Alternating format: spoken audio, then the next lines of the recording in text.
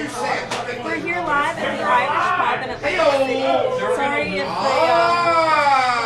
if the microphone isn't picking us up as well as it normally does. There's a lot of people here at the bar celebrating the game right now. You would think it's an Eagles game, but it's not. It's actually a Cowboys game, and Cowboy fans, or Cowboy haters, or Eagle fans, are rooting against the Cowboys.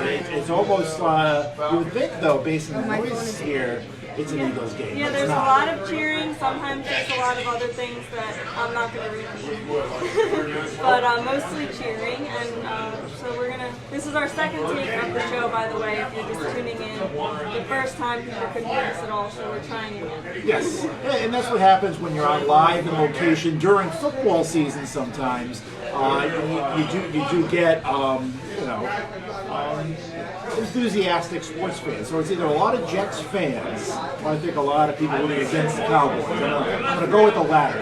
Or maybe they're cheering for Tidal Flooding Talk. They could be doing that too. And Tidal Flooding Talk, of course, always brought to you by the New Jersey Coastal Coalition, here every Sunday night at the Irish Pub, 7 o'clock. This is our last guest list show for a little while. We've had a few open mic nights recently. I'm fresh back from Florida. Had a guest scheduled for tonight. Jonathan Carr from Weather NJ. Great guy. I know him well. He has a huge social media following. He was going to come on and offer some insight. He just had a baby, him and his wife, back in August. So we're going to try to reschedule him. He has some emergency baby duties tonight. And I'm sure you can totally understand that now. I can. That you're a father. Yes, more so than, say, a year ago when I wasn't. Baby emergencies do come up. So I'd love to have him on again soon. Next week and the week after, we have some great guests lined up and into November as well. So, yeah, next week we're going to have meteorologist Joe Martucci on the show, and he's going to be talking a lot about the recent flooding that we've had and hopefully some new information. And Joe's always a great guest and, could fill 25 minutes so easily. I mean, Joe could talk for hours, as any weather person could. So we'll have him on next week, and this week, kind of free to post comments and questions. We had a lot of weather last week to talk about. Not necessarily a storm, but flooding. And then we also have an upcoming possible storm next week. So it's kind of an early start to coastal storm season. So feel free to post your questions and comments. Address anything you want to Palma or myself. And it's kind of, like I said, an open mic night for the next 20 minutes. And we are live right now, so feel free to add your questions. I will try to get to them as frequently as possible. But before we start talking about the flooding that we've experienced and answer any of your questions, the New Jersey Coastal Coalition would like to advise people to protect their property from the havoc. Mud and water in your trunk and a high water mark across your car's dashboard is not good. Mold and corrosion will likely follow, so remember to park your car on high ground when heavy rain and flooding are possible. And heavy rain and flooding may be possible again middle of this upcoming week. Although I tell you what, this rain tonight is not a big deal. The next couple of days the sun comes out. A lot of people have a 3-day weekend. Are you one of them tomorrow? Yes, Columbus Day, not a holiday that everyone has off. But tomorrow's looking pretty good weather-wise. And Tuesday looks to be a great day before some Wednesday issues emerge. Now, I think that this is a good chance to talk about coastal flooding because last week when we did have a few days where the roads were closed and things like that, there wasn't really rain. So that shows how barrier islands are unique in that sense, so we can have flooding when there's absolutely no rain at all. Right. I mean, I saw it on my newsfeed on Facebook. People have posted pictures of flooding, and some mainland residents saying, wait a second, it's not even raining here. How could there be flooding along the shore? And that just kind of shows you the sometimes gap in understanding. It doesn't have to rain to produce tidal flooding. It doesn't even have to be a full moon or new moon, which it wasn't last week. So residents on the mainland, like you're in Northfield, are probably saying, wait a second, what storm? A little breezy, a couple showers. Thursday, Friday was bright sunshine. But residents along the barrier islands were dealing with some widespread moderate flooding. Yeah, I've learned my lesson in the past. Now I live on the mainland, and work on a barrier island, so I've learned to check before I leave for work if those roads could possibly be flooded, because like you said, I could see no indication of any of that on the mainland, but roads are like totally swamped. Yeah, and it was our worst tidal flooding along the shore in about a year, since last October. Now, that tells you a few things. Number one, that we didn't really have a bad winter last year for tidal flooding, which is a good thing, but we had a bad storm last October. This was a storm that was hundreds of miles offshore. And again, all it takes is the right wind, especially for a couple of days. All the water piles up in the back bay, and like you said at the beginning of the show, you don't need rain to produce flooding. And not only like minor flooding, but close the Black Horse Pike, close the White Horse Pike, close Route 47 in Wildwood. Some significant flooding. It doesn't necessarily get into homes, but it does get into roads and close roadways down and impacts travel up and down the Jersey Shore. Now, when it comes to road closures, do towns usually close the roads, prior to there being any flooding, or is it usually after they see, okay, it really is flooding the streets, let's shut this down? It's the latter. It's more of a now-casting decision. So it's not going to be, all right, high tide's coming, we're going to close. They close the Black Horse Pike or any road when it floods. So maybe the right lane floods first, they'll close that lane. Travel can still get by. When the road is impassable, municipalities will normally put the gates up or the road closure signs. Now, when people go around them, that's the problem. Have you ever been guilty of that? No, I personally hate driving through any water whatsoever, Right. so I try to avoid it as much as possible, so I would not be daring enough to even try to go around something that tells me not to. Well, you got a new car, too, Yeah. and you got to think that water is partially salt water. So driving through salt water with a new car or old car, or anything you don't want ruined, is not necessarily a good idea. So it's not like the moving water that will pick up and carry around your car, but you drive your car far enough into the water, it can stall out, and then you have a stuck car in flooded water. And we see it every storm or every flooding event. So it's very easily preventable. You just don't drive down that road, and people still do. So municipalities do close down roads as they flood. They don't close them down well before. Well, then people should be more cautious as to see if they can be more aware if a road is flooded, because just because it's not closed doesn't mean that it's not flooded.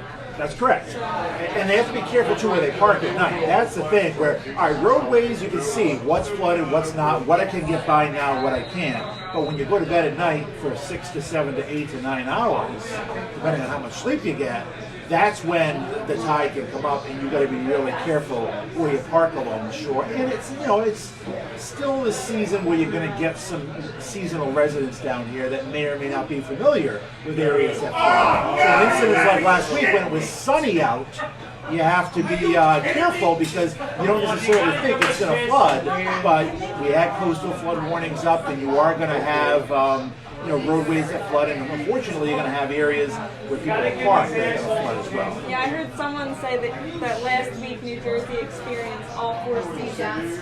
We kind of did, right? Yeah. I mean, we went from 90-something degree heat to some chilly 60-something degree weather to tidal flooding. Even though we didn't have much of a storm, it shows you the up and down nature of the weather. And this week you're going to see very nice weather the next couple of days, a pretty quick hitting coastal storm of sorts on Wednesday, and then that's totally gone Thursday, Friday. So this week it's not going to be days and days and days of flooding. It's going to be one day we're worried about, and that's Wednesday and Wednesday night.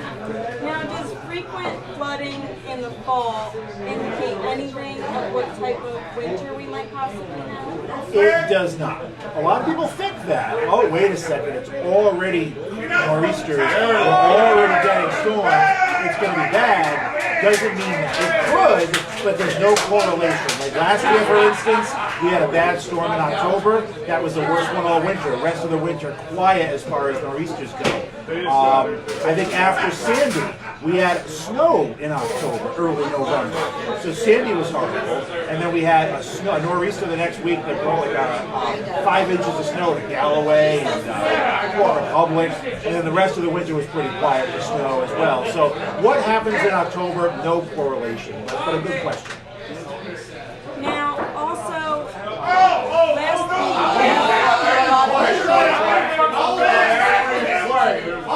who do you think got the worst? I think it was uniform up and down the Jersey Shore because last week we had that storm hundreds of miles up the coast. We had a north to northeast wind, just locking water for days. So the water just piled up and piled up. So it wasn't an area where Cape May County got hit harder than Atlantic County. It was everyone from LBI to Cape May that got that equal coastal flooding. If you head far enough up north up the coast, Monmouth County on north wasn't quite as bad because it was a northerly wind. But I think the whole central and south Jersey shore definitely did it. Now, do you think it's important for people to check, when high tide is during coastal flooding storms? Absolutely. That's something, I lived in Ocean City for 14 years, and I had a clock on my wall that actually showed the tides. Not exactly like 7:28, but it was a tide clock, and it showed you high tide, half tide, low tide, and and there's apps on your phone that you can get the tide every day. So you set it for Ventnor Heights, you set it for Ocean City, Thoroughfare. You set it for wherever you are, and you should always be aware of the tides living on the shore, especially when you have tidal flooding coming up. Now, this is something the coalition has been trying to make live for people, such as that webcam that is in Seattle. And hopefully more to come. Seattle, possibly more to come. This way people can just check the cam, see if that road happens to be flooded, somewhere that usually does become flooded. And then that would tell you, okay, I should wait another hour, I should wait to try to drive through. Yeah, you can use technology to hopefully alert you which roads are closed. Twitter feeds, and Joe Martucci was updating, these are the roads closed on their website. I know Seattle City uses signs that flash, so when the sign's flashing, the road is flooded ahead. So you have ample warning. It's not like the water's going to sneak up on you. Maybe if there's no lights on and it's dark out, sometimes it's hard to see how deep the water is. But tidal flooding is something that's usually pretty well forecast, and it's not something that sneaks up in 2 minutes. The tide gradually builds up. So you'll have a road totally clear, just slightly covered, totally impassable, but you have an hour or two of that processing. So it's not something like a tornado or a thunderstorm that's going to sneak up on you. You have time to prepare and make alternate plans. Now, before I get to the Facebook questions, could you sort of give us an overview of the 3 main types of flooding that we experience in our area and what we would look out for each type? So that'd be minor, moderate, major, what we talk about all the time. Coastal flooding, rainwater flooding. The nuisance flooding, Yeah. sometimes Because you said that coastal flooding doesn't normally sneak up on people. Right. Is that unique to coastal flooding? It is. It is. Sometimes the severity of it can be a little bit of a surprise. We'll forecast minor, moderate, major. That's coastal flooding. This was moderate this past week. Moderate's something we don't get every day, a couple times a winter. Major is that stuff that can impact properties. We haven't had a major, I want to say, in at least a few years. Jonas was a nor'easter that was major. Obviously, Sandy was major. We had a major Veterans Day flooding event back in 2009 or 10, I want to say. So we do have minor, moderate, major as far as tidal flooding goes. Of course, you have rainwater flooding, and some of the worst tidal flooding occurs when you have pouring rain and you have tidal flooding, when the two combine.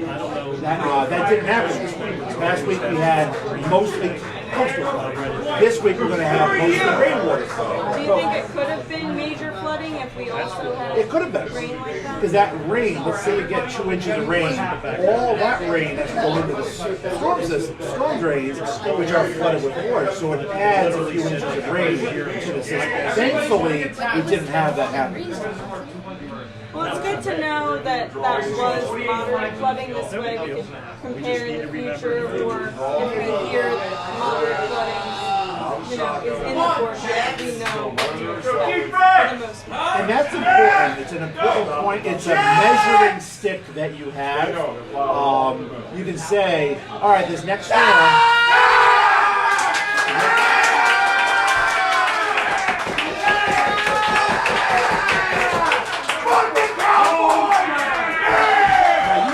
You need to have lots of Jets fans here.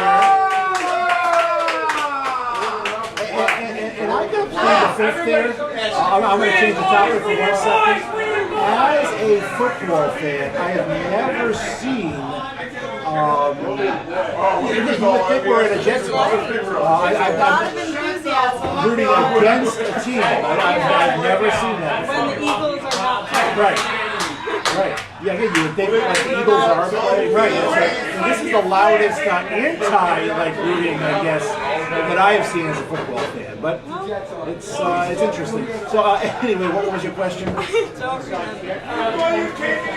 using this past week as a measuring stick of future Yes. storms. Yes, so if we do have a storm coming up in a month, we can say, all right, it's going to be the same as our October 8th and 9th and 10th and 11th one. It's going to be a few inches higher, a few inches lower. So it's nice to use recent storms as a measuring stick of how bad the next storm is going to be. So that way, I know what the October storm did, the November storm is a little higher, I better prepare like this. So it's always nice to have recent storms.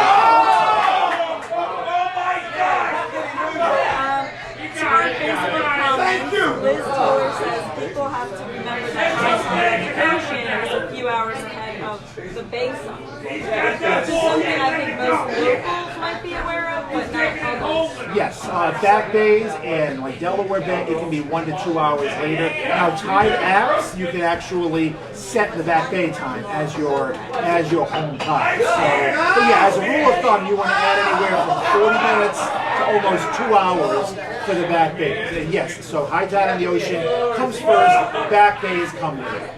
Liz also followed up by saying that some people, LBI, were saying that this week's flooding was the worst flooding since Sandy.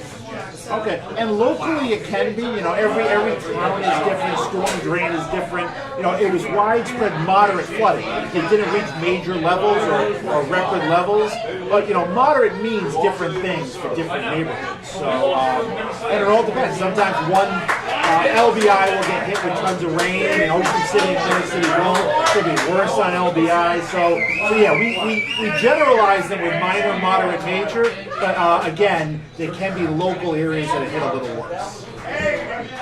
most people on here are saying hello and commenting on our noisy bar. Dallas lost, that's what. And again, I've never seen this much cheering against the team. And I've been to lots of football bars. But, hey, it's unique. So it's a learning lesson for me.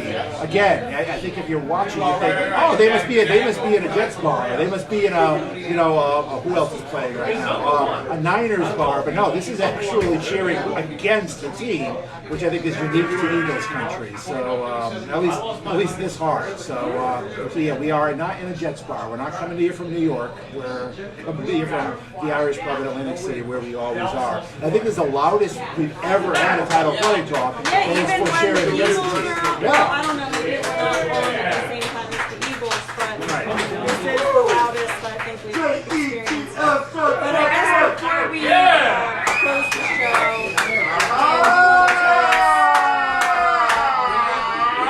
next week we'll be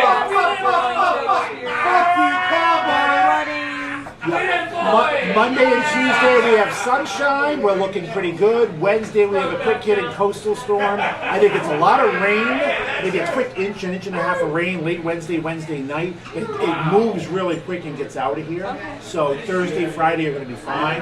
Because of its quick movement, I'm not expecting tons of tidal flooding, but we're going to have one high tide I think it'd be like the afternoon high tide, where we'll have an onshore wind, we'll have the rain. So we're going to have to watch Wednesday afternoon either for drainage flooding, the rainwater flooding we talked about, or tidal flooding, or maybe a combination of both. But unlike last week when we had like 6 straight high tides of it, this is like one and done, so it's quicker hit.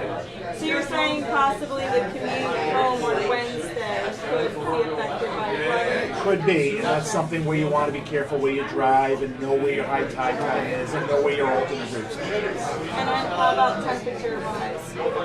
70-ish the next couple of days, cooler but drier later in the week. So Wednesday is the only problem day, but as you mentioned, hey, it's a second coastal storm in as many weeks. This one's a little more of a true coastal storm and it's a fast mover. Doesn't mean it's going to be a busy winter, but it does mean that, you know, it's going to be a wet and windy Wednesday, so we'll have to... Triple W. That's right.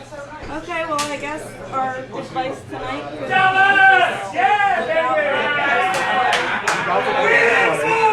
and never have a tidal flooding talk when Eagles fans are rooting against the team because it I gets guess very, it's a very follow-up loud. from earlier. You know, moving on to the next game, don't want to think about the Right. West. So, Right. All right. and just like that, they all. At the end of our show, things are going to be, you can hear a pin drop in here as well. They could have just been very eagerly cheering on tidal flooding. Yeah, they said, all right, tidal flooding talk is coming to an end. So we're going to leave. We don't want to hit any traffic with the tidal flooding talk ban, so we'll just get out of here now. All right, well, thanks for listening in or trying to listen in at times during the football game. Joe Martucci, as promised, is our guest next week. We're brought to you, as always, by Tidal Flooding, by the New Jersey Coastal Coalition, and we thank the Irish Pub here on St. James Place for hosting us every week. Thank you and have a good night.